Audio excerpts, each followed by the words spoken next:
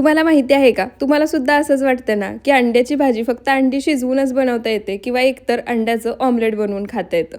पण जर फक्त 10 मिनिटात अंडी न शिजवता अशी झणझणीत हॉटेल ढाब्यावरच्या चवीलाही मागे सारेल अशी भाजी तयार झाली तर?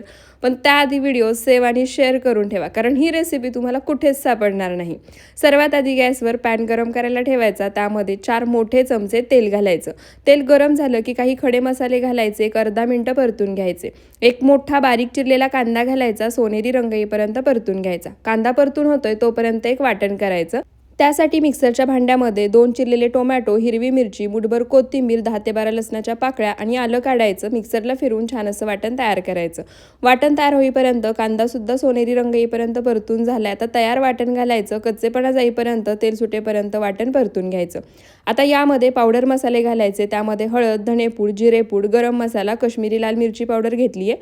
त्यासोबतच अर्धी वाटी पाणी घालायचं. तेल सुटेपर्यंत, मसाल्यांचा कच्चेपणा जाईपर्यंत सर्व साहित्य परतून घ्यायचं.